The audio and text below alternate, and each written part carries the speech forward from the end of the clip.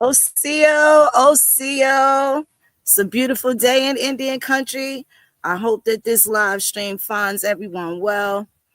It is, again, a beautiful day in Indian country.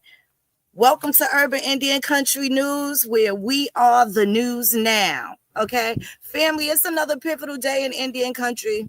The conversations we're having are more critical than probably in all of our times we've been speaking. Today, we're going to tackle issues that strike the heart of our communities, our families, and our identities as misclassified American Indians. We need to address the usurpation of families, left-wing ideologies, and Marxist movements. And those are some of the topics we'll be discussing today. And I got my beloved host, my beautiful cousins, and good brother, Dr. Nolan Fontaine, and my cousin, Ishmael Bey. How y'all doing today?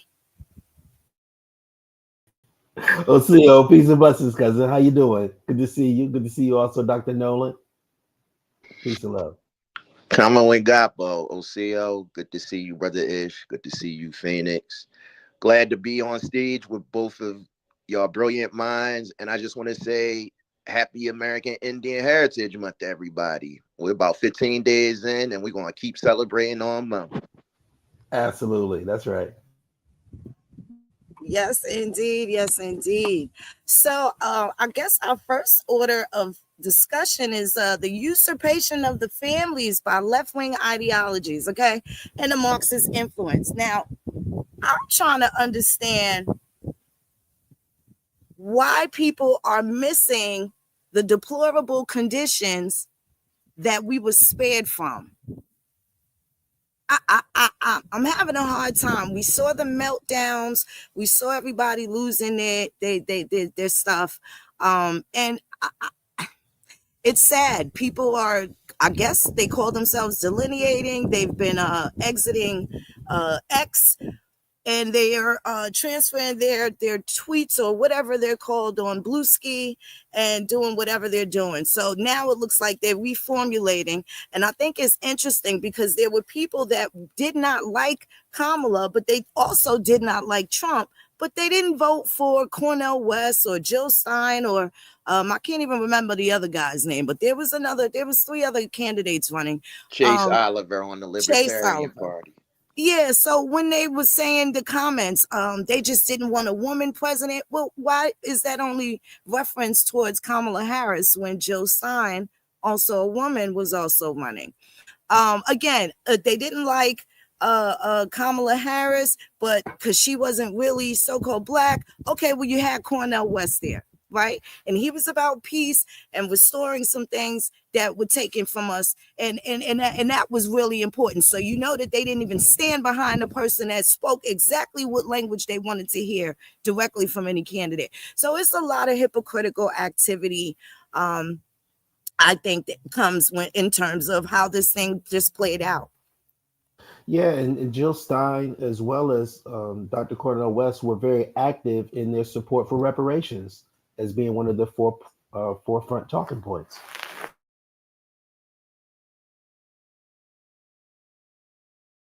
I agree. So people were kind of just all over the place. Yeah, and it's a little hard to swallow, but at the end of the day, we shall persevere. A lot of big changes. I don't know how people are not happy about having real food.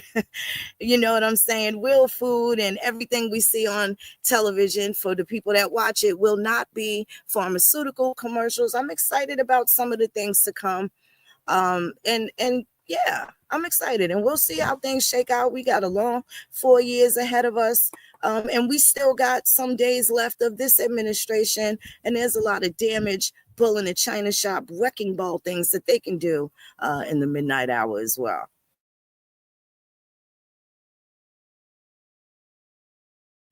Absolutely, cousin. Absolutely.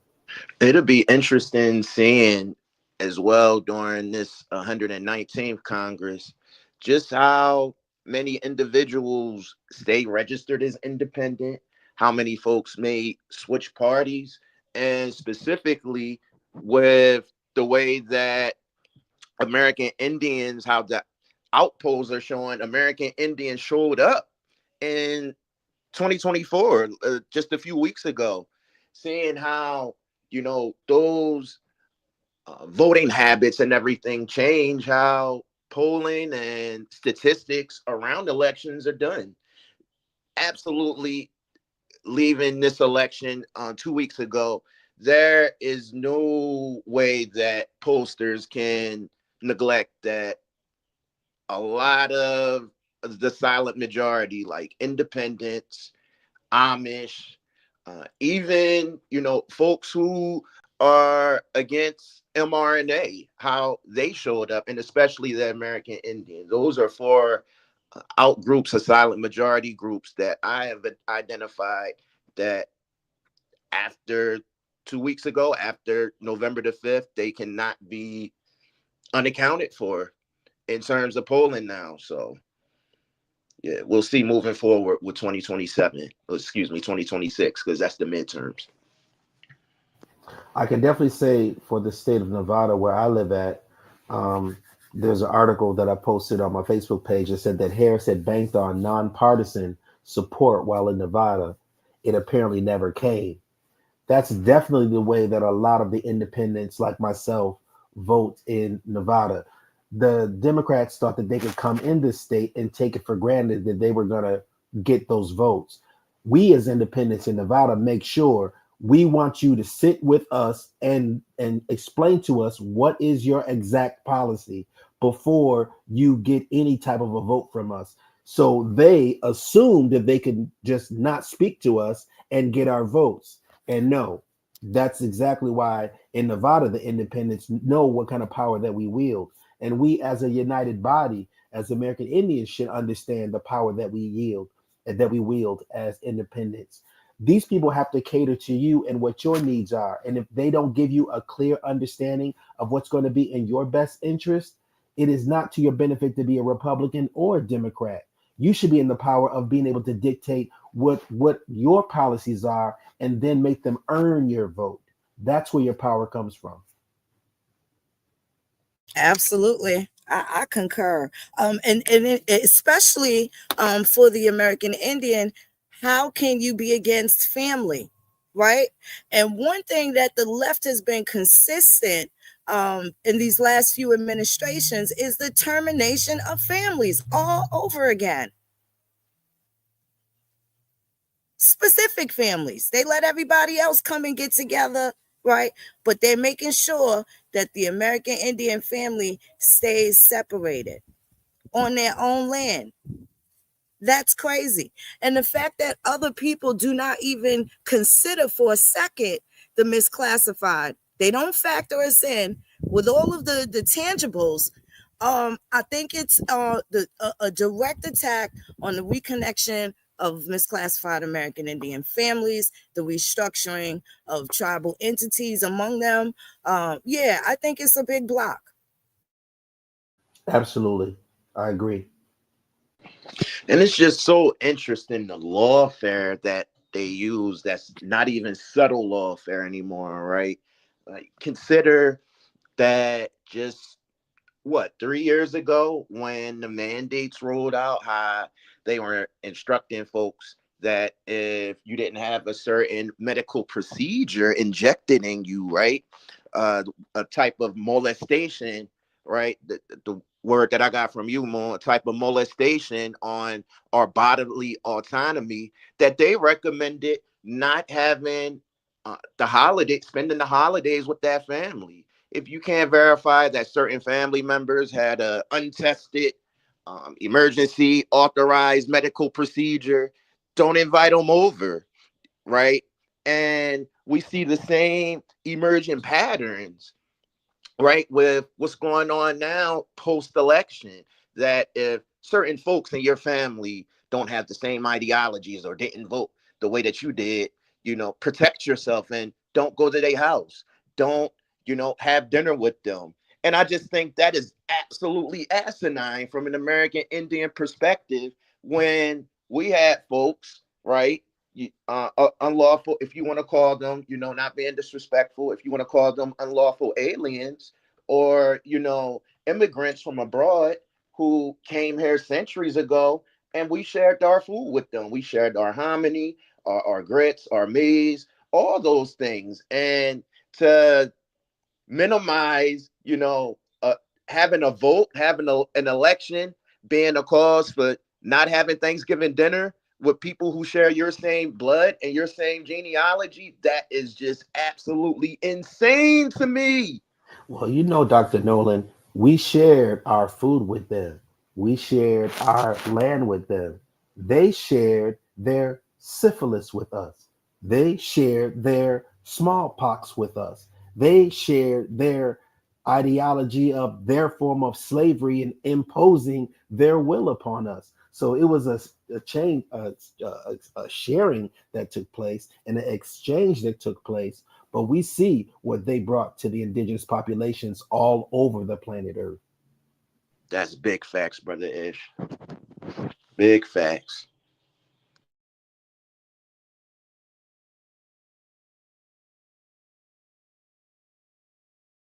And we still see it happening in real time. That's just I think the more insidious aspect of it. Absolutely. Yeah. Someone trying to convince you not to have dinner with someone of your own bloodline and family because they have a different ideology. That's someone trying to make merchandise of you. That's cult social engineering and programming. Okay. These are It's also the same people that separated everybody from COVID during COVID, right? yes. And contributed to what? The separation of families. And that was also lawfare. It was by force.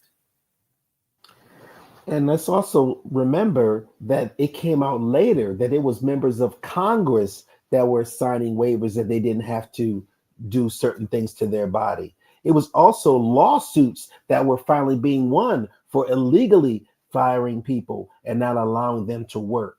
And also, the data started to come up that those people who did certain things to their bodies were being affected directly by those things being forcibly injected in their body. I've seen some people that were on film being forced in hospitals, forcing the needle inside of them.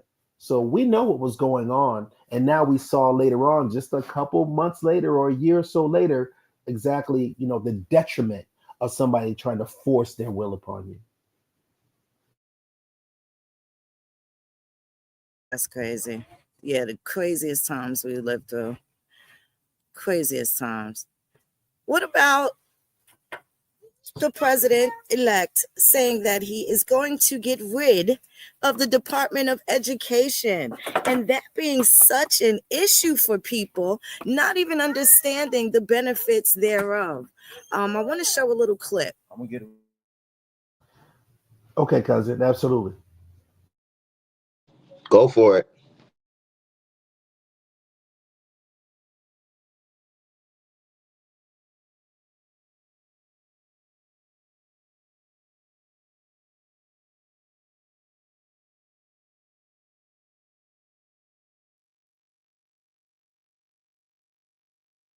The United States spends more money on education than any other country in the world, and yet we get the worst outcomes. We're at the bottom of every list. In total, American society pours more than $1 trillion a year into public education systems. But instead of being at the top of the list, we are literally right smack, guess what? At the bottom. Rather than indoctrinating young people with inappropriate racial, sexual, and political material, which is what we're doing now, our schools must be totally refocused to prepare our children to succeed in the world of work and in life and the world of keeping our country strong so they can grow up to be happy, prosperous, and independent citizens. We owe our children great schools that lead to great jobs and leads to an even greater country that we're living in right now. Right now, we're living in a failing nation because of Joe Biden and these people running it. They're Marxist, they're communists. What they're doing to our country is incredible, but we'll take care of that for our children. Here are 10 key ideas that will power our movement for great schools. First, we will respect the right of parents to control the education of their children. Second, we will empower parents and local school board to hire and reward great principals and teachers, and also to fire the poor ones, the one whose performance is unsatisfactory, they will be fired. Like on The Apprentice, you're fired. Third, we will ensure our classrooms are focused not on political indoctrination, but on teaching the knowledge and skills needed to succeed. Reading, writing, math, science, arithmetic, and other truly useful subjects. Fourth, we will teach students to love their country, not to hate their country like they're taught right now. Fifth, we will support bringing back prayer to our schools. Sixth, we will achieve schools that are safe, secure, and drug-free, with immediate expulsion for any student who harms a teacher or another student. Seventh, we will give all parents the right to choose another school for their children if they want. It's called school choice. Eighth, we will ensure students have access to project-based learning experiences inside the classroom to help train them for meaningful work outside the classroom. Ninth, we will strive to give all students access to internships and work experiences that can set them on a path to their first job. They're going to be very, very successful. I want them to be more successful than Trump. Let them go out and be more successful. I will be the happiest person in the world. But we want our children to have a great life and be successful. And 10th, we will ensure that all schools provide excellent jobs and career counseling so that high school and college students can get a head start on jobs and careers best suited to their God-given talents. This is how we will ensure a great education for every American child.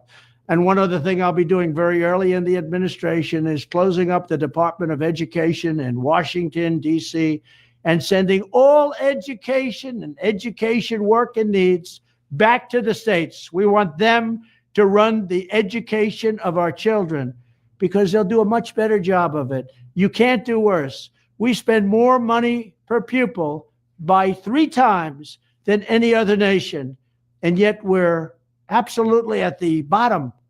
We're one of the worst. So you can't do worse.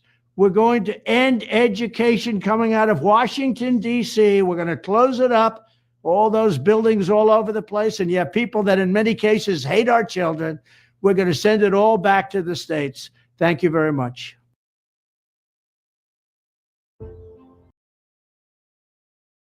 Okay. So now, where is the problem with that?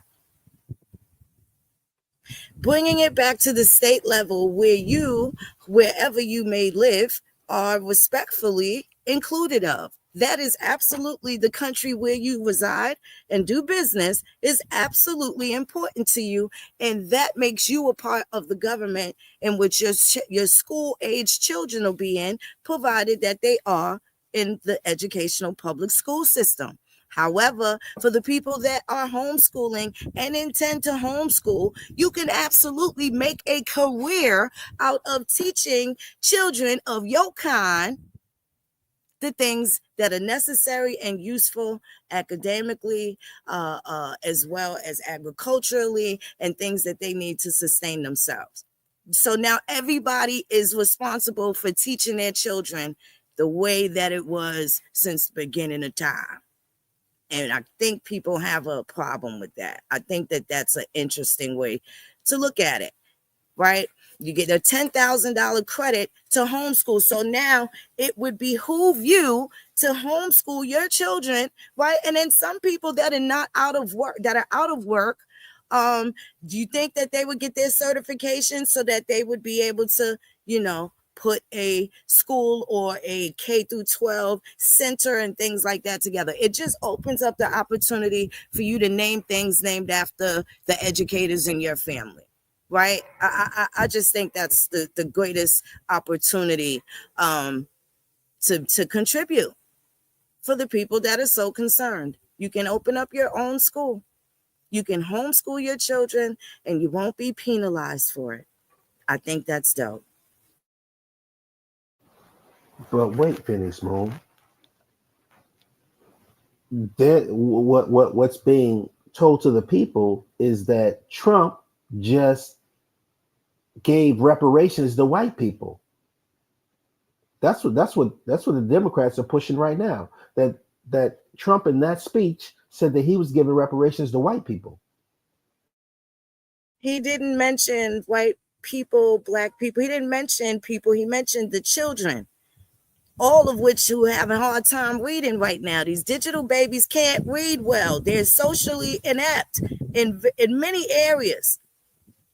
They have a lot of intelligence in different areas that are going to supersede what it is that we're used to. But there's a lot of things that basic functions of reading, people are having a hard time. These kids are having a hard time. And then with the teachers and, you know, the liberals pushing these different ideologies and things like that, people should have been pulling their kids out of school. K through 12 been available since at least the late 90s that I know of. Right. So I beg to differ on people that are pushing back on the Department of Education falling into the states. That gives you, the people of said state, a lot more control and a lot more say. But the Democrats have a specific soundbite that they're pushing when they say about him demanding reparations for white people. Can we show the example so that the public will be able to see what the Democrats are pushing on that? Absolutely. Okay, so I mean, let's take a look and see, because that's what's being said, and they have their proof, so they're presenting their evidence. So let's see what's really good. Miley Cyrus. Let's go here.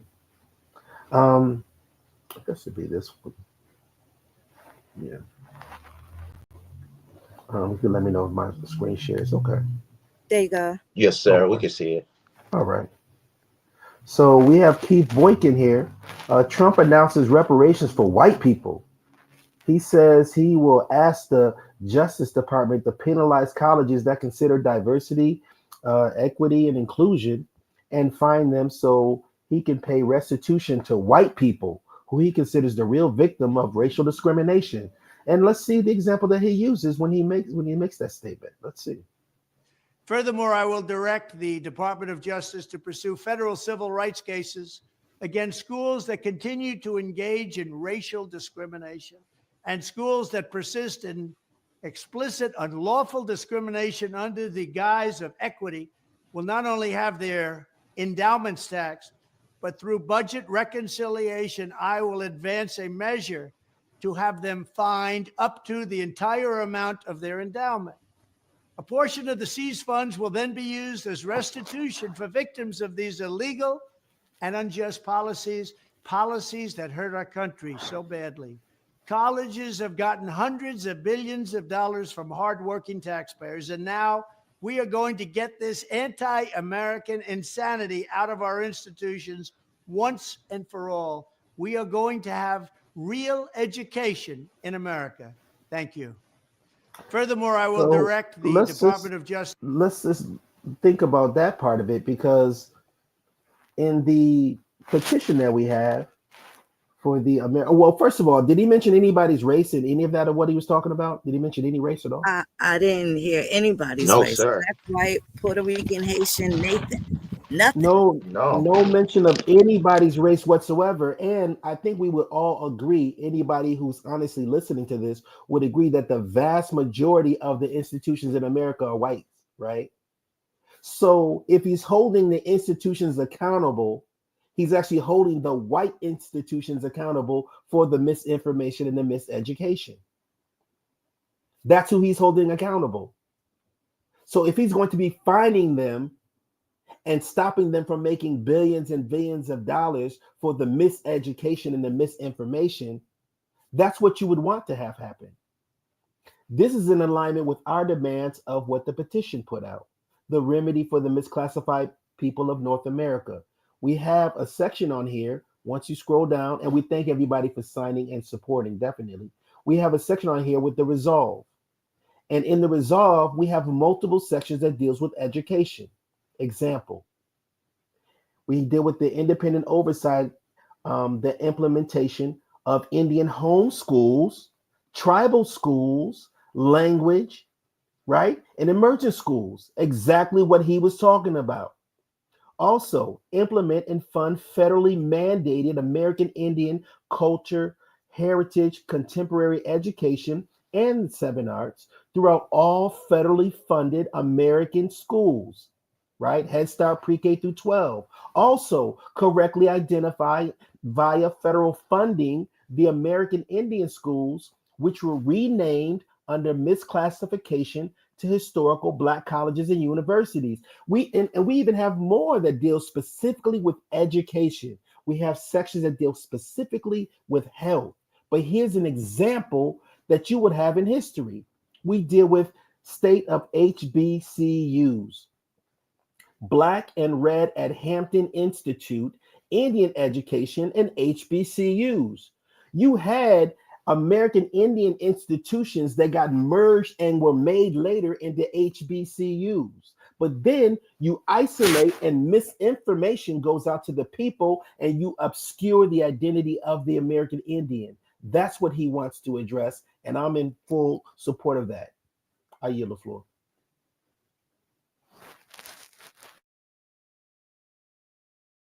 Yes, indeed.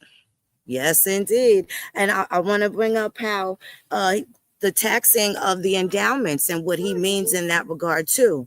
So a lot of these foundations, these foundations that were created with the endowments for education of colored children. Right. So these educable school situations that were put together are going to be taxed. And Trump is offering to tax them on the entire amount of their endowment. So if they got $3 billion, which would translate to whatever it was in the Confederate days, or excuse me, post-Reconstruction, where this Freedmen Bank and these Freedmen funds came from for the education, then that means if they're $1 billion, they're going to get taxed on that $1 billion. So now, do you see what the problem is here? When the truth hasn't been told, to where they're calling them historically Black colleges and universities, and these were Indian normal schools. In which case, they exclude a lot of people, a lot of schools that had that our families attended. Tuskegee being one. That was an Indian boarding school. Absolutely. And it Adding is to the completely misclassification. omitted from this road to reconciliation. And sometimes some people need to ask, why is that? It's important to those of us that know. Just like Hampton is omitted. Hampton omitted as well. And Georgetown omitted. let's not forget the work that Urban Indian Heritage Society did around trying to get some of those HBCUs on this administration's Road to Healing tour, right? Regarding the Indian boarding schools. Urban Indian Heritage Society was boots on the ground trying to get some of those HBCUs on the Road to Healing tour. And this administration, this Department of Interior, this current Bureau of Indian Affairs, no, not Trump's, no, not his, Joe Biden's, said no, they do not want to work with Urban Indian Heritage Society regarding that. Not to mention, only 3 days after we got that, they found about five more bodies of American Indians on one of these campuses. I will find that and share that as well. But that just goes to show not only the ineptitude, but the unwillingness of this administration wanting to make, at minimum, institutional and structural change for American Indians. I yield my mic there. Hold on, Dr. Nolan. You can't yield right away, brother. Hold on a minute. Because I know for a fact that when you and your staff, when you drafted up the letter and wrote it to the Bureau of Indian Affairs, there was a distinct response that came back from the Bureau of Indian Affairs when you tried to address this as a professional within your capacity of Urban Indian Heritage Society. And I know that you reported right back to the people the moment you heard back from them. So what we will do is we will make sure that we place on the website the response that came back from this Biden administration when we tried to address this. Now, mind you, you have an incoming president that's doing exactly what we requested to have done. Oh, Brother Ish, I can actually read the response from the BIA. I have it queued up right here. Oh, absolutely, doctor. Absolutely. That's why you can't yield the floor that quick, because I know you got that information up there Yes, sir. response. Yes, this comes from and if feel Wait a free. minute. These are Wait a yes, minute. yes, Can ma'am. y'all like the video? Share the video. Share the video. Like the video. Sharing is caring. Thank you very Please much. share it on all your social media platforms if And, possible. and this is an indication of the work that's being done by Urban Indian Heritage Society behind the scenes. The stuff that y'all don't see, the battles that we fight. We're writing these people. We're petitioning these people. We're showing up in Washington, D.C. We're having these Zoom meetings. We're doing all the work behind the scenes. We're getting the lands. So the work that we're doing is not for naught. We're fighting these battles, and there's those who listen and those who reject, but we still stay the course.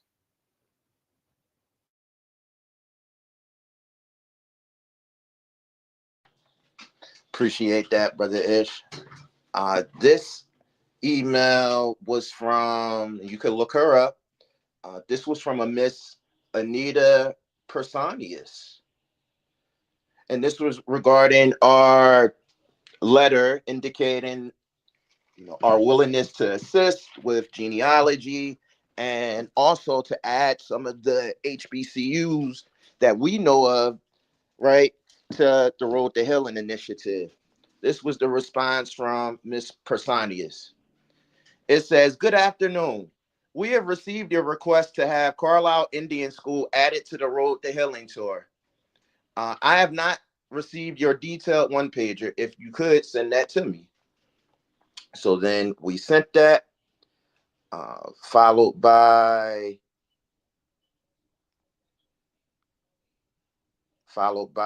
a follow up regarding that, and that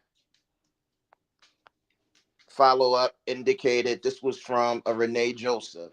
It says, "Good afternoon, Dr. Fontaine, Urban Indian Heritage Society.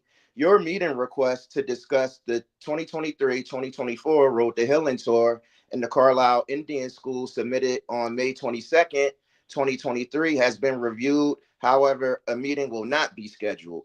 We thank you for your interest in the department's Road to Healing initiative." Now, y'all saw that we sent that on May 22nd, 2023. CNN reports, and I will add this, on June 4th, 2023, the remains of 5 Native American children who died at an American Indian boarding school are being returned to their tribes over a century later. Carlisle, Pennsylvania. The remains of 5 children who died at a Pennsylvania boarding school for Native Americans are going to be exhumed and returned to their families who have waited for their return more than a century, the Office of Army Cemeteries has announced. You mean to tell me y'all started moving on that specific school only a week, 2 weeks after Urban Indian Heritage Society hit you up, Wait a acknowledged that minute. there was a deficiency, and then you Wait, said no? wait a minute. Don't forget, when we woke up the next day, the next morning, Liz Warren, cousin Liz, what did cousin Liz do? Say that they came to a bipartisan agreement, right? Smoker said they came to a bipartisan agreement and they was Sure going to did. rewrite. They were going to rewrite it.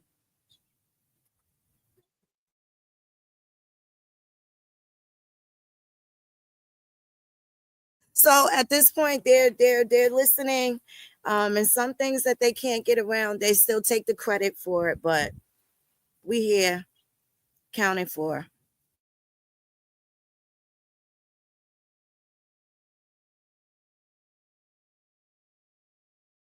Interesting time.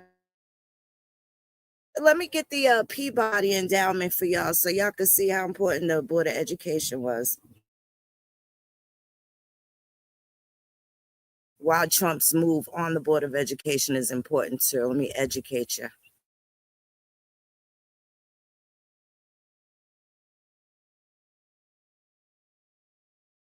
And while you are getting that information, can I present some And fit information to add on to that? And Brother Ish Phoenix, Absolutely. I did put in the chat those articles. One from Carlisle, just to kind of give folks the roundabout date, and then two, the piece from Cousin Liz, which came immediately, like you said, Phoenix, the day after we submitted our letter to the Bureau of Indian Affairs, which just goes to show you the connective tissue between all these departments to keep the misclassified Indian at bay. You can go ahead, Brother. No problem at all. Okay, family. Thank you so much for that. And is my share screen up?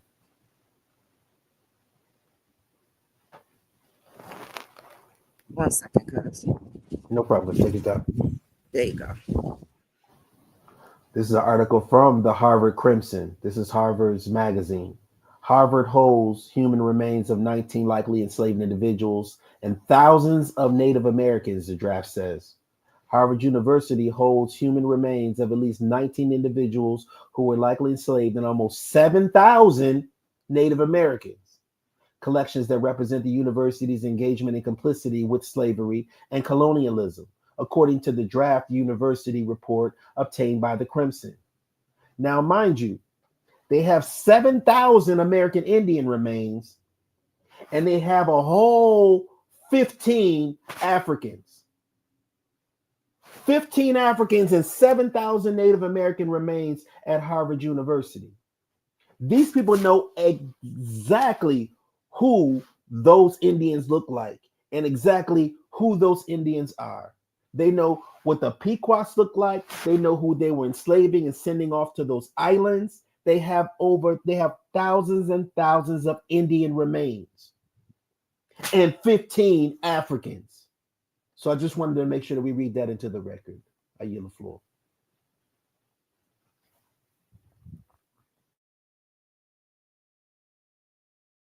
Okay, thank you so much for that. Hold on one moment. I got my little baby, my little lady with me.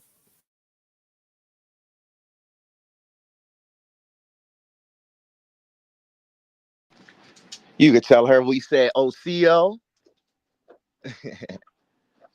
That's right, OCO, little cousin. Say Yeah, hi. little cuz. Hi, OCO, come everybody. on, we got for. OCO. OCO. That baby smart. That's right. Okay. Oh, so hold on. Let me get this little Freedman snippet. Y'all go ahead and popcorn 1 second. I'm really glad that we get an opportunity to be bringing news from Indian country, to the public. This is going to be, something that we're doing to make sure that everybody stays abreast of what's going on, dealing with politics, social issues, heritage, cultural, and tying it into a bigger spectrum of direction that we want to go, getting more familiar with language and just getting back reacquainted with the traditional ways. So on this journey, as far as bringing the news to you, the public, we'll always make sure that it's unbiased, that we'll do the best to uphold the integrity that you deserve, and to make sure that it's accurate information, as well as us just growing on this path together. So we certainly do thank you for the sharing and the thumbs up, the consistent report, and the support of the Urban Indian Heritage Society. We don't take it for granted. So thank you so much for all your help and your support. We appreciate you all. And that petition is still organically rolling. And we so appreciate it. It is in the right hands right now. Signatures that you can't see, that will actually be printed out and handed to a very important individual in the House. I'm super excited. It's still a beautiful day. And we're going to keep working. That's what we do. That's what we do.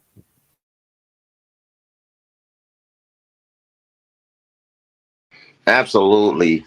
And just from the outright attack on free media and free speech this week, we've seen two news sources be attacked this week by, the federal government in one way or another, and especially post-election with the polling that took place prior to the election, and then reflected by the outlook on that, it's definitely apparent that a lot of these polls, a lot of these political pundits are skewed, and a lot of the American people have, a lot of the United States folks, citizens have lost faith into them, which comes back to the first title of this room, which is called "We Are the News Now," because there has been a strong pivot to the amount of folks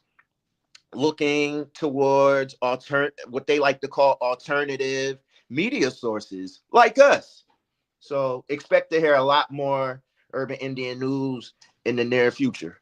Just wanted to add that.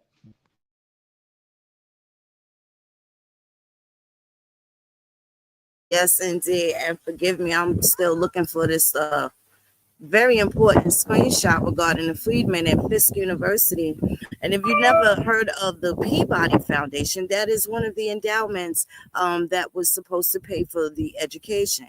And each of these individual schools and some in conglomerate also had these same endowment funds that have been running for over 100 years, well over 100 years. And the fact that they're teaching such bad information in school, people haven't even been able to refer themselves or their family members in antiquity back to these same historically colleges and universities, which I think is strange. So taxing the endowment, I am all for it, especially if they ain't acting right and they teaching this nonsense.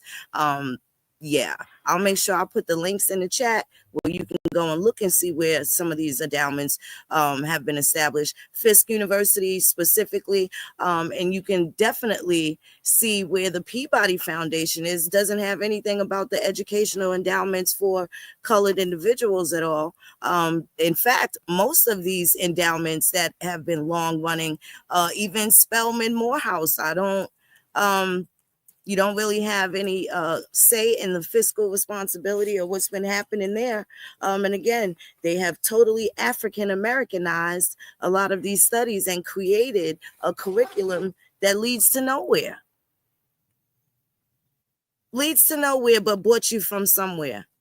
Stranger things have happened, I suppose.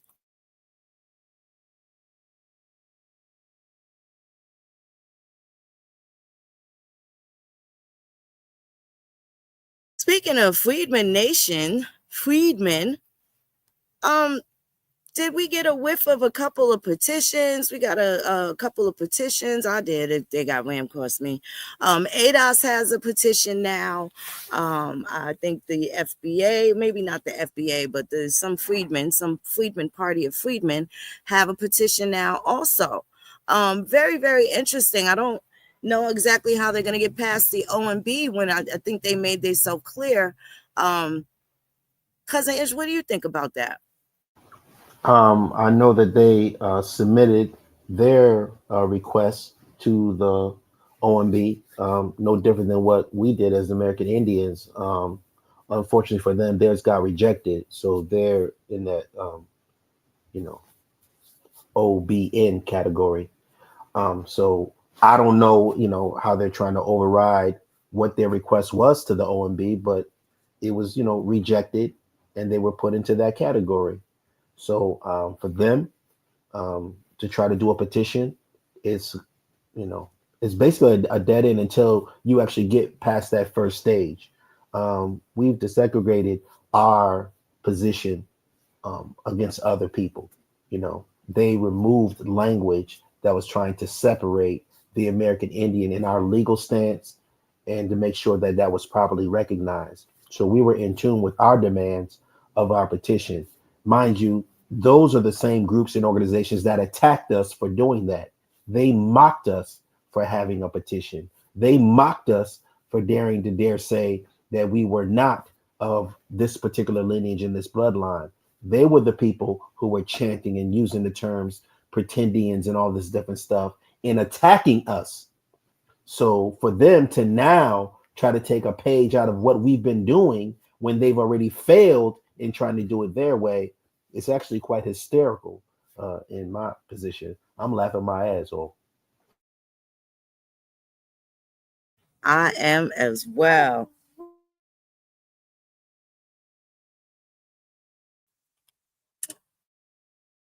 But if you do have some examples of some things that they're trying to do, it's definitely be good to bring the people up to speed with what they're attempting to do, because I don't even see them Well, as. I'm going to be honest with you. I don't Mhm. want to share it just the same as they refuse to sign and share ours. Like, I mean, what they, and still they separated themselves from us, but yet we did not leave anybody out. I Yeah, think that's interesting too. So in terms of unity, people kind of speak about what it is that they're about. So that means a lot. It speaks volumes. It speaks volumes, and it's very clear. absolutely. No, our petition includes the rights of freedmen and those who've been misclassified. It's inclusion of them for what's already been approved and what's already in motion.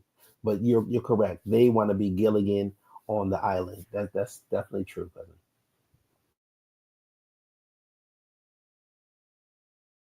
I have a question for you. Go ahead.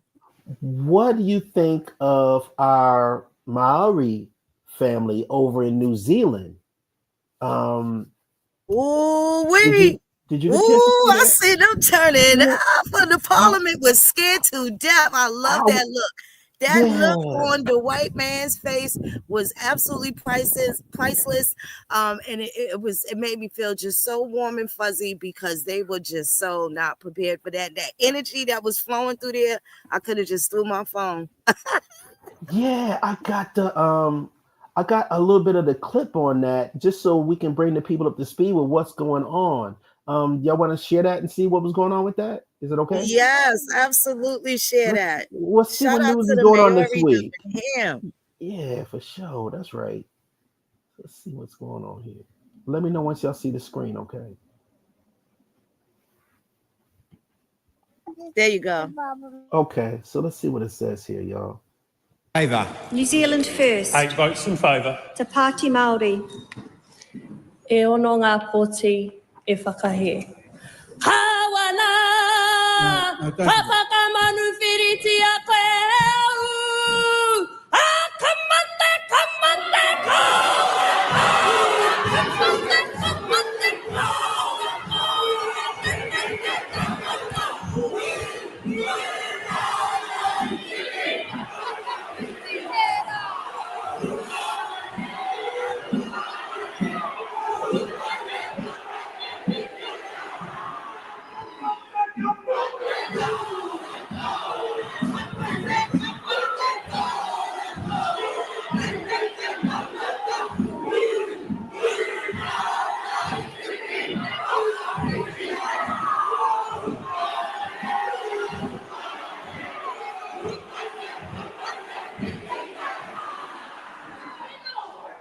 The House is suspended. Now I wanted to show y'all that version because that's them trying to sanitize exactly Gotta the cover it up. energy, right? Yes. So I wanted y'all to see that version of it first, and then what we'll do is show what's really good. Let's see what the scene really looked like. How about that? We're in the middle of a vote. Mr. Speaker, I called it a personal vote. Sit down. Who's got the version that's showing the sister actually doing it? Anybody got that one? Let me version find of it. it? Hold on. I know that's the one I saw. Yeah.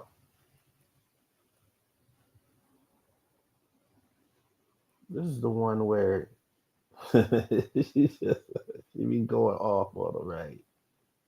I think this is the one. Yeah, this is it. Right? Yeah, this is it.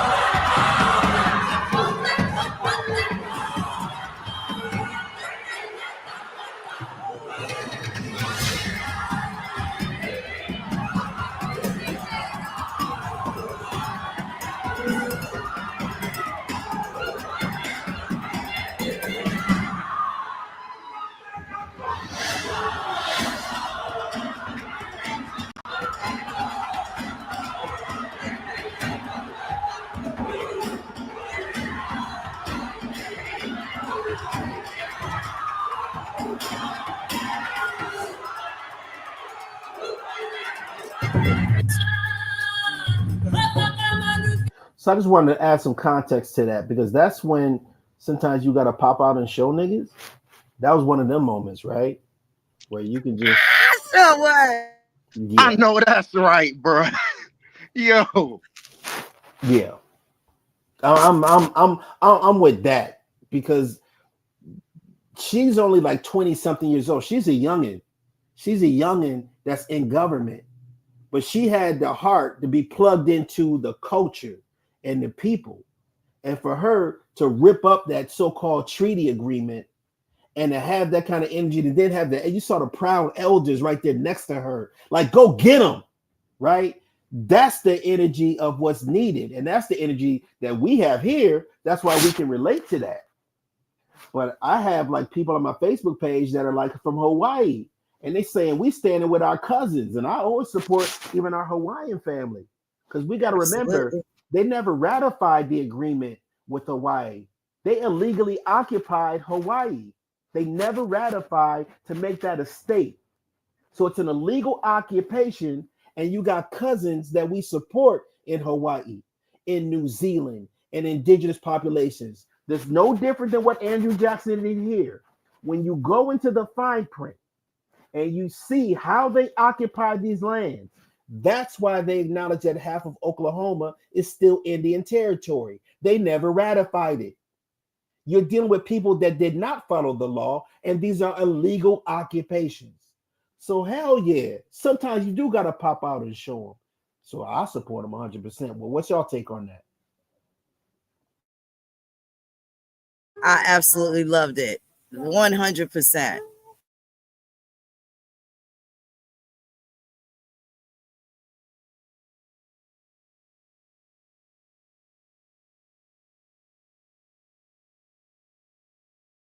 that was just amazing. I got chills from that. Like, The and elder that's sitting next to her, that smirk on her face, that shit just Ooh, warmed me up. It just warmed me up. I'm telling you, it was a hot cup of tea facts. for me. I loved it. yeah, And And for that, then me, then towards the end, you seen the brothers get up too, and they start doing their thing, backing their women up. Oh, that was a beautiful thing. I loved it. I loved it. this is what international solidarity looks like, right? For all indigenous peoples on their respective lands, right? That's what this looks like to me. yeah, absolutely. I even seen like some of them when they went up to the table. You can some of them that was like of that lineage, but they was the coon ones. They was just kind of looking like, oh, I'm not gonna raise my hand. I can't. Yeah, yeah, you one of them. We talking to you too. That's when old boy start putting his tongue out, like, yeah, we here. You know what I'm saying? I see. You can see all that energy. It was a lot being said in those chambers. But I wanted to show white boy first and how the European people try to just kind of sanitize the energy that was in that room. They just show him just standing there, some big, cracker, just standing there looking at everybody. But nah, that ain't the energy that was in that chamber. When that energy was in that chamber, we saw the real version of it all. So I just wanted to show all the sides of what was taking place with that. It said a lot. It said a lot. The real side and the propaganda side. Hey.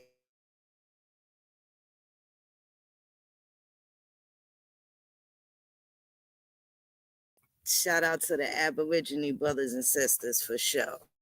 That's right. Full support. We always, make sure we try to represent and stay plugged into the family, So don't be surprised if we come popping up on your islands. You know what I mean? Not as some goddamn tourists, but just to make sure that we, stay in tune with the family and stuff. So that's what it is. Yes, indeed.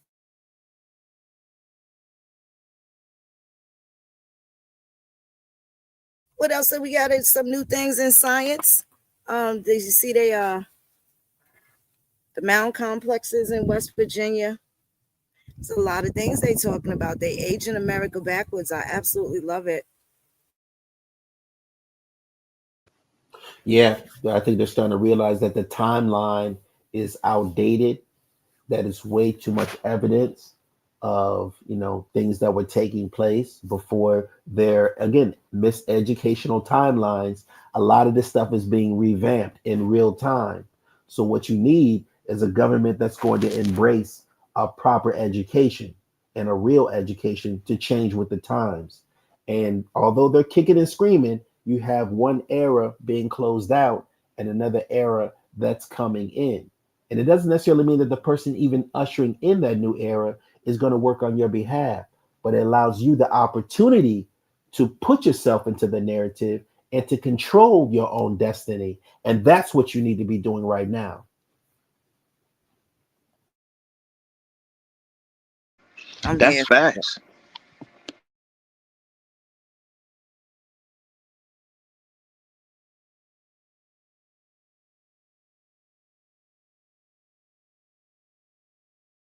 But drop the link. Maybe anybody in the want to come up, got any questions, anything they'd like to add? Hold on. Absolutely. And if anybody has any questions in the chat, please feel free to ask them. We'll be happy to answer them. Or yeah, just feel free to come in and join us. You're always free. You're always welcome.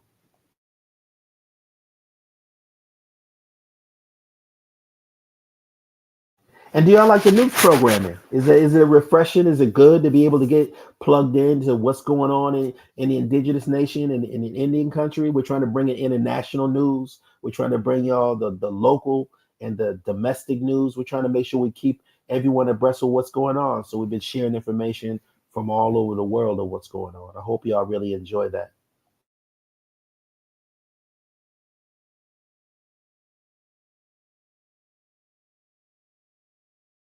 It sure is Sunflower. I'll drop that link if anybody want to come up.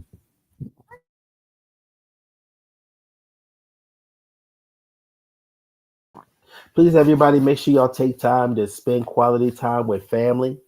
Um, don't listen to anybody trying to separate y'all from family. Make sure y'all take the precious time because time is something that you can never get back. So, whether it's someone, during these times of years, even if they're like holidays that you don't necessarily um, celebrate, just being around family during certain key times of the year is very, very important. So take the time to just show love to one another, It's very important. Welcome, Sister Sunflower. So good to see you, Sister Nikki. OCO, it's a beautiful day in Indian country. Just wanted to say that verbally.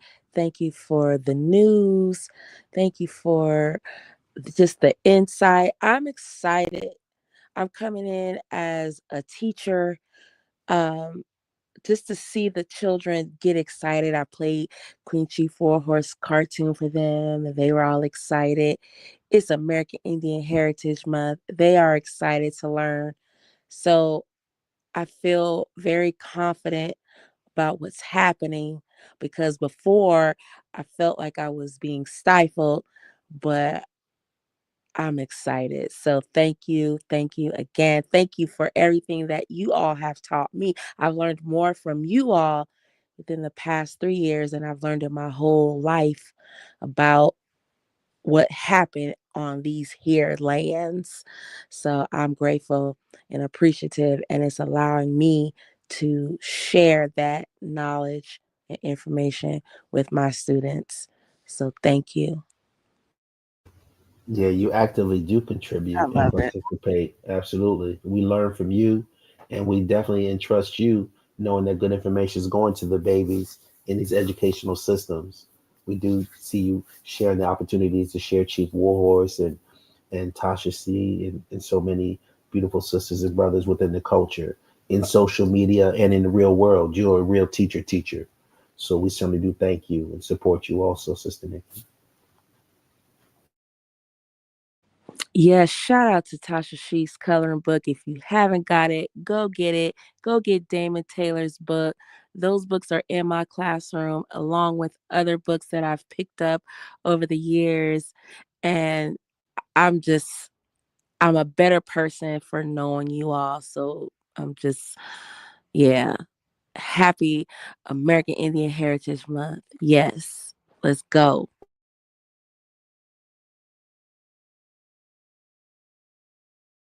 We appreciate you so much for being able to impact, young minds like that, Nikki. Kudos to you. Yes, and I also want to give you a solo shout out too. In a couple days, we got Monday. Might as well start turn up now, but I definitely want Hey. to give you a Happy New Year's shout out now. Take it, take it, take it, take it. That's right.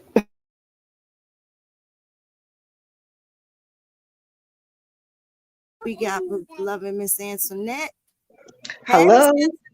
Hi. Hi to the panel. This is my first time up. Hi, everyone. How are you? Peace and Um, blessings. OCO. okay, can you guys hear me okay? Yes, ma'am. Yes, Okay, ma'am. thank you. I want to address something. I'm here in California, and for the past 5 years, I have been on a quest to correct the status of my family members to American Indian. And so I've been doing it, like I said, over the past 5 years. And with my birth certificate, mine says Negro, and I'm proud of that because that's what's on there. But I decided, you know what, let me just go ahead and update mine. So I recently, I started in June updating my certificate. It was taking a while. And then I called them just the other day. I said, hey, what's going on with my birth certificate with the update? They informed me that now the language has changed. They actually here in California have new coding that you must enter to amend your birth certificate. So let me read something.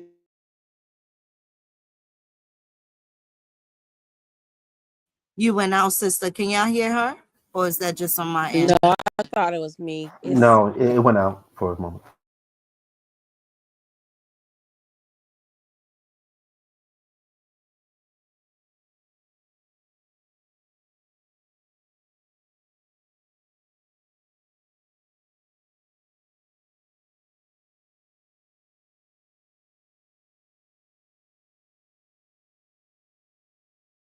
Sister Antoinette, you take your time.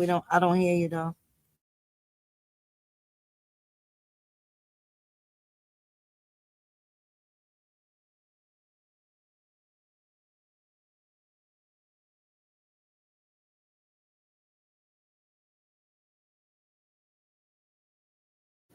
California heard Sister Antoinette was like, hold on a minute now. We ain't gonna be doing none of that up in here. Wagging. Uh-huh.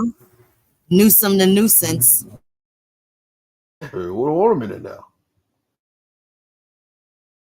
I saw her comment in the chat, and I guess I froze up because I'm like, now wait a minute. Do I need to go back home so I can officially go and change my birth certificate? Because I'm in Nevada now. But I'm like, because mine says black. It does.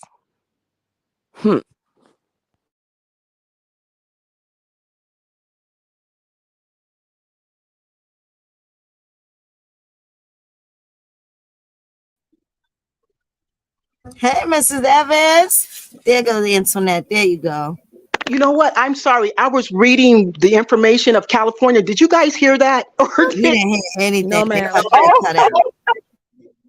Okay. You know what? Let me try to maneuver here. I'm not really good with my phone, so I'm going to let me see. Let me see if I can go into my laptop because this is really important. I want you guys to hear this. So I'm wondering when I switched over and tried to read it, I dropped. So let me see, because I want to read it exactly what it says. But what California is saying is that they have established a new health and safety code. And this health and safety code is where you can have your birth certificate amended. And the original certificate will be sealed. This is due to if you have any derogatory terms, racial or derogatory slurs on your birth certificate. Now, when I spoke with the representative yesterday, I said, well, what do you mean? So are you saying that Negro or black is a derogatory term or slur? And she said, yes. So you can have your birth certificate amended here in California, and this is federal, so I'm assuming it's going to be in all states, but you have to find the code for your state right? So you can have it, well, it won't even be amended. It's actually going to be corrected to your correct status. So with my family members, I've had ours corrected to American Indian. And so now I would, suggest that, it will be easier now for people to have it changed, because my original amendment that I submitted, I was saying things like my mother, my grandmother are American Indians. They accepted it. But now, when I submitted mine, because of this new code, you have to indicate the code number, which I don't know. Let me see if I don't want to try to switch over and get it and then hang up, on you guys. But it's a California code, and it's health and safety. And what it is for derogatory or racial slurs on your birth certificate. You can have that changed. Thank you. Thank you so much for that. That is absolutely true. And also, I would assume that it would apply in Wisconsin, Washington State, Oregon, separately also within their state codes. And the reason why I say that is because California is also part of Indian territory. However, it's subject to the jurisdiction of the state of California. Right? There's no, and with respect to so many urban Indians and unrecognized, federally recognized Indians and missions there, that's part of the compromise. If you didn't know, now you know.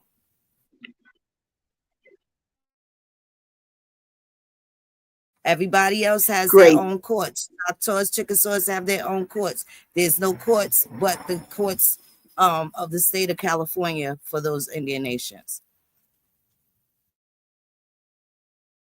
Perfect. Thank you for that information. And also change it with Social Security as well. Just get replacement cards and make sure that you check American Indian for your race as well. And do the same for the family, of course, or your hospital records and stuff have to be indicative as well. And it's important, particularly because it gives you a different barrier of protection. And why I say that, what happens is, especially for the misclassified, right, and the non-recognized, because you can't, in the instance of, let's say, child protective, any interference, which California loves to try and take people kids for no reason. They're just one of those states, much like Georgia. New York, they try to get the families back together if you have any of those instances. The man, the woman, the husband, the family, all the kids stay together. California will send you every which way. Georgia sends you every which way. And they don't have anything to help the family get back together, like sobriety programs for the parents or whatever, things of that nature. But in California, what happens as a result of that, you're not federally recognized, so you can't go to ICWA, but Child Protective can't intervene because you're American Indian. So in those instances, you kind of are in that position where there's you have a better shot of fighting, if you know what I mean. I did want to show the California code just so that people could get the information. Is that okay? Great. Thank you. Of Absolutely. course, you're very welcome, sis. Okay, no problem. Here's the California legislative information. If we scroll down and we look at 103-260, it says that a person born in the state whose birth is registered in the state, or the person's conservator, or if a minor, the person's parent or guardian may submit a written request to the state registrar for a new birth certificate on the grounds that his or her existing birth certificate contains derogatory, demeaning, or colloquial racial descriptor. For purposes of this section, a derogatory, demeaning, or colloquial racial descriptor means any term that the registrant determines is insulting to a racial group. The state registrar shall review the request, and if the request identifies a term that the registrar was determined as a derogatory, demeaning, or colloquial racial descriptor, identifies the accurate racial descriptor, and is accompanied with the payment of a fee required by the section, then the state registrar shall issue a new birth certificate with the accurate racial descriptor identified in the request and shall transmit copies of the new birth certificate to the following. So the sister's definitely spot on. Again, these are dealing with the misclassification of the things that we're dealing with. So I just wanted to share that. Thank you. I appreciate you. So much. Thank you so You're much welcome, for sister. that. Well, right off the top, one of the brothers asked, what if you were born in Alabama? Do they have that there? We could go through the Alabama code. Maybe we could save that for a whole nother bill. We've done it before. I could tell you this, in antiquity, as far as Alabama is concerned, anybody, if you have a census record with your family members that say mulatto, then they are of Indian issue. That was the law up until Loving versus Virginia. So that's a historical caveat, and also a legal definition of who was an Indian as well in terms of Alabama. But what they have in code now, probably not. They still have things within their constitution that say that there's no legislation that will be passed to recognize the marriage of a white and a Negro. Still to this day.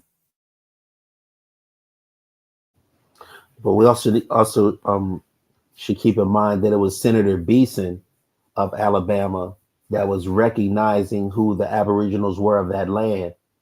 So you will Scott find Beeson, allies. if you haven't heard of him. Absolutely, Senator Scott Beeson, exactly. So within Alabama's legislation, you do have those who know who the indigenous populations are, and it'll be up to you to either find those politicians or to become those politicians in order to make sure that that gets properly identified in the legal status. So the case law, what you may find in one state, allows you to transfer it over. Example, you had the Bruce family that had ended up winning their case in Manhattan Beach. They use that as case law. Right now, you have the Mexican populations of like 3 neighborhoods in Los Angeles. When they put up the Los Angeles Dodger Stadium, they use eminent domain to illegally remove those Mexicans out of that community. They're now demanding reparations and using the Beach family as case law in order to push that.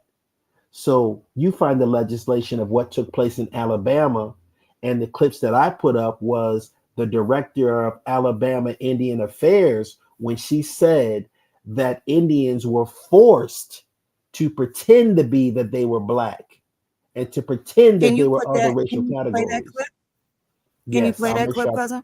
I will find that clip and play that clip. But that's case law in order for you to have allies that can help push the proper identification of American Indians who were forced to pretend that they were black. And I'll post that up momentarily.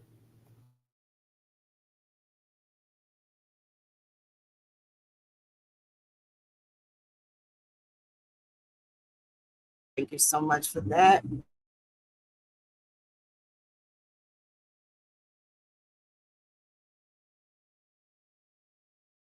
Alabama is also very intricate in terms of the different parts of colonial, the way colonization took place there. Some parts were French, some parts were British, some portions of Alabama fell into the Spanish territory. And also you'll see the same families that were in Virginia, and it looks like they popped up there, but it was from the territory now being put into different jurisdictions that actually changed the establishment of parishes, counties, and whatnot, prior to the actual statehood of Alabama.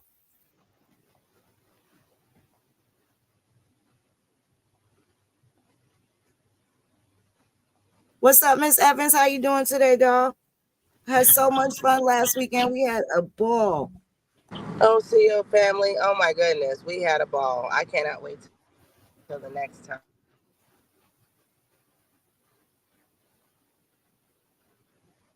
Here's the clip.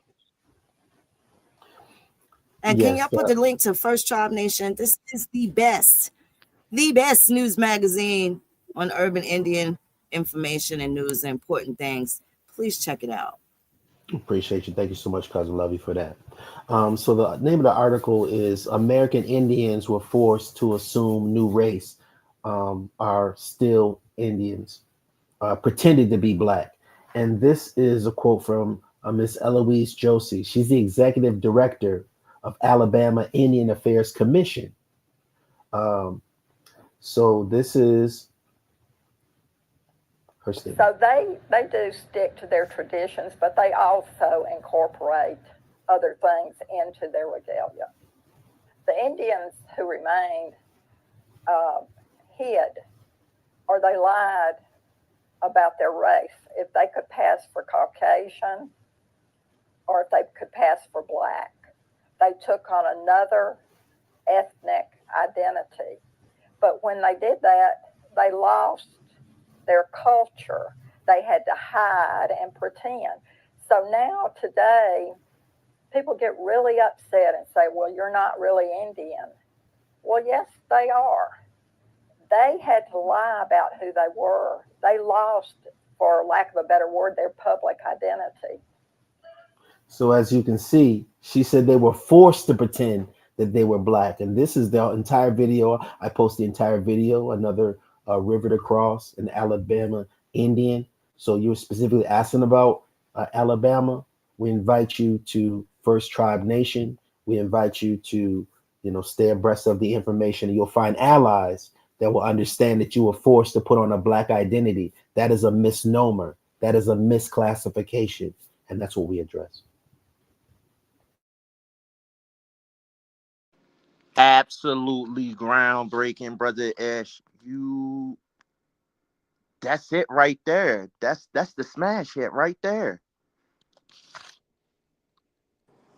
Once again, shout out to you all for encouraging people to do their genealogy. I had no clue that I had ancestors from Alabama, but I was like, what?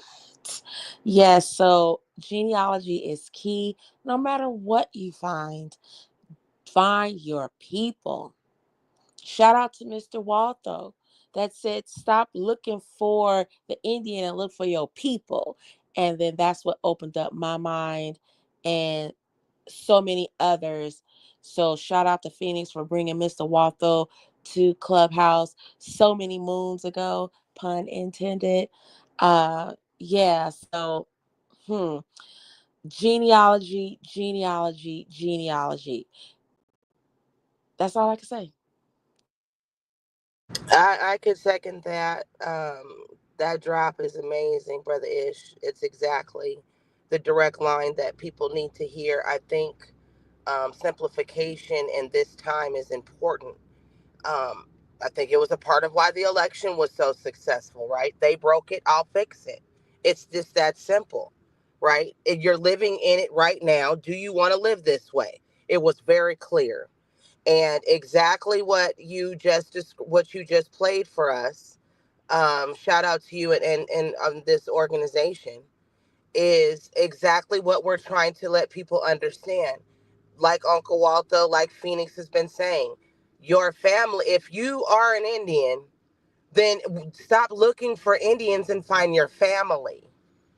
And once you have found your family, if they are Indian, guess what? You found the Indian, right? It's that easy. But if you're looking for a thing and not your people, you're not even connecting to anything. This is just, it could be indoctrination. It could be anything because it's not authentic. It's not yours. And just like the sister that came up here and spoke, and Phoenix broke down after, and Brother Ish of the translation of these things into other states, your heritage very much dictates your bloodline and your inheritance to this land. And Uncle Waldo broke down the knowledge a long time ago about the Snyder Act and how these colleges have been not only instrumental in the change of our misclassification, but also in the miseducation of the generations that have come after and have kept them led astray and looking at something different and misclassifying themselves through misidentification, self-identification, self-misidentification, whatever you want to call it. So I just think it's so important that people understand the Marcus Garveys, the Stokely Carmichaels. These are the same thing as your Vance Jones and your D.L. Hughes. These are the same thing.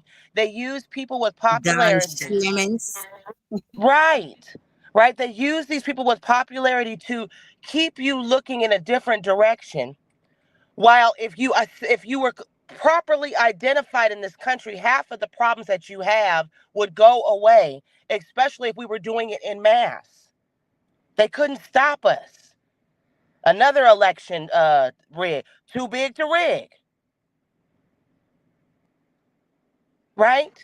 Yes, ma'am. But I Yes, land there. indeed. I just so That's much right. appreciate y'all, and I can't wait to see y'all again. We Same, cousin. appreciate you. Had a I great have time that with you, cousin. Scott Beeson, the senator from Alabama. I was able to locate that. Hold on. When I was reading to prepare for this interview, I was quite surprised to see you use the word Aborigines talking about African Americans. You know, I've dealt with that issue. I've already, talked publicly about that. And my purpose here today is to say that I'm very sorry, and I apologize to anyone whose feelings were hurt by my comment. I've made very, very clear I don't know where that comment comes from. Well, from your subconscious. Well, I guess. I mean, it's not even a normal thing anyone would say, even if you meant something in a negative fashion. I don't know if you would pull that out. But for me personally, you can't just close down camp and stop trying to do the things that you think are right. Just because somebody, you may give them an unfortunate bit of ammunition, you still got to continue to fight on and do what's best for the state in the long run. And frankly, it's going to give me the opportunity to, talk about things that I may never been able to talk about before. You mean the bill? Or the bill, or talk about, race relations issues, things like that. I mean, I have a freedom that a lot of people don't have because of that. Because you used the word Aborigine. Because I've been through the fire, and I can talk to people, I can relate to people, I can let them know what kind of person I am, and we can talk about things that sometimes have been, a little bit taboo. So because it allowed you to reach audiences you might not otherwise have reached, do you not regret saying it? I think it gives me some opportunities. I went and spoke to a group in the city of Birmingham. It was a city councilwoman's community meeting, probably 95% African American. And because of, things that I regret, offhand remark I should not have made. Using the word Aborigine. Right, offhand remark I should not have made. Which you don't want to say. Yeah, I know better. But what it allowed me to do, they actually listened to what I said, probably more than they would have anybody else, because they want to see, this is that guy, this is that person.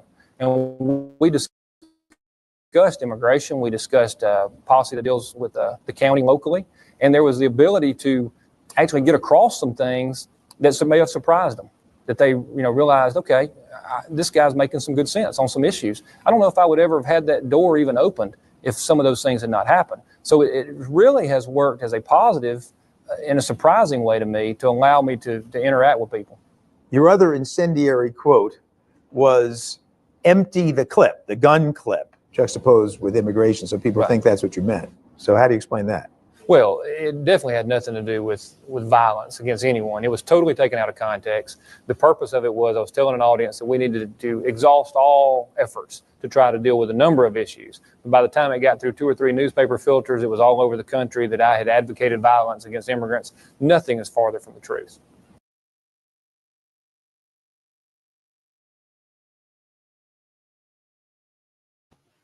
Thank you for sharing that, Okay. cousin. Yes, you're welcome. So there's that. He's not the only one that's made his comments. You got the homeboy from Detroit, Michigan, that told his kids don't ever go to Detroit. They don't have nothing there, not even a movie theater. And he said they need to fence up the place and lock all the Indians on the other side and throw in corn and blankets. Right? That guy. And what's the population of Detroit? That's another chocolate city, right? Absolutely. And even just adding context to the Scott Beeson clip you just posted, cousin. Scott Beeson is being a Republican he didn't know that he was being recorded. It was an FBI wire that was being worn by one of the other people that he was talking to. And as he was walking through the casino, one of the other Republicans say, "Those are your Native American Indians over there, the black people that were playing at the slot machines." He corrects them and says, "They're not the Indians, they're the Aboriginals." So they caught that on the wire, and then once they had the federal RICO trial for that was taking place, that's what came out, and that's how he got caught up into this whole situation. He recognized the fact that those quote unquote misclassified African Americans were the Aboriginal population. Now, the people that got offended and made him apologize were the NAACP, the black organization groups. How dare you call us a slur and call us the Aboriginal people? We's offended. That's where all the stink came from. The NAACP and the Negroes that were mad at him for using the term. So the ultimate point is you may Wow. have allies within the Republican Party who recognize exactly who you are. They may be speaking to you in code, and it's on you to be on code to understand that they're speaking to you in code. But if you're in the Negro category and you've disaggregated yourself into the one big category, you're going to be offended by the term of being indigenous or American Indian or Aboriginal. You're dumb enough to be offended by that. Or maybe you are a Black European and you would be offended by that. But either way, that's a very big lesson that Scott Beeson was giving. And he was so shell shocked by it all, he wouldn't even re-say it in the interview when the interviewer was trying to say it. Say it again. Say it again. He said, "I learned my lesson. I ain't saying that shit no more. Y'all ain't ready." Right. That was like, say uncle, put him in a chokehold. Uncle, uncle.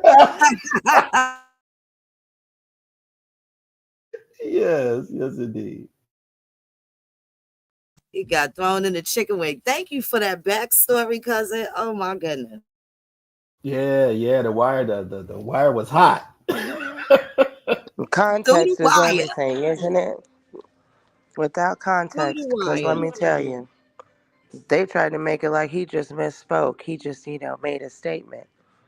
It sounds very clear now exactly how that went down.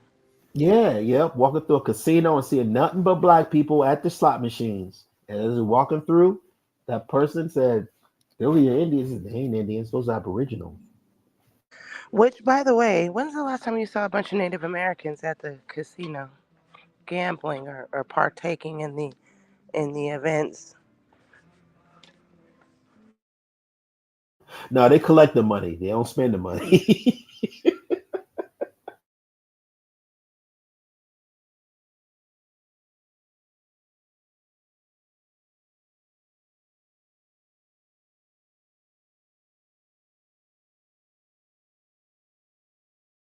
Well, I definitely want to hope y'all enjoyed this session. You know, it's never a dull moment. Ain't enough hours in a day. But we definitely gonna be back around. I hope y'all enjoyed Urban Indian Heritage Society News, where we are the news now. And y'all want to give y'all final goodbyes to the people. Like the video, share the video.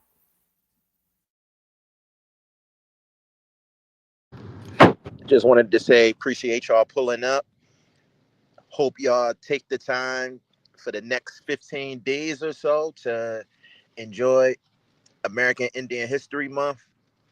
Take time to really reflect, thank the ancestors with your family, and just remember all the propaganda that's going on out there right now, telling us not to get with our families, uh, just to remember where that's coming from and to really tap in with the ancestors and remember the real spirit of why Thanksgiving is during this season.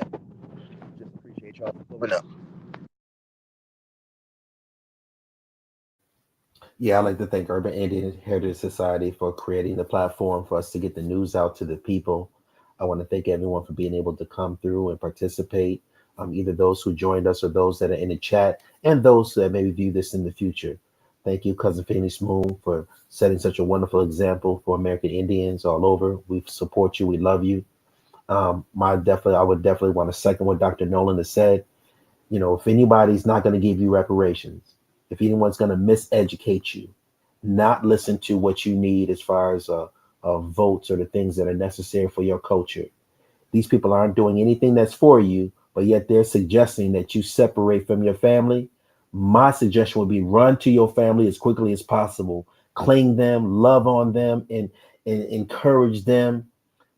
Just do everything that you can to merge with your family if the enemy who's done absolutely nothing for you is suggesting that you separate from them. Run to them as quickly as possible. Uplift your lineage, and God will bless you. God will bless you, and God will bless you. That's my recommendation. Amen. I second that. I second that for sure. We love y'all. We want to thank y'all for pulling up with us. Yo, take care of yourselves. Take care of each other. And if not us, then who? And if not now, then when? Urban Indian Heritage Society bringing you the news. We love y'all. Peace, lot you can. Peace. Peace,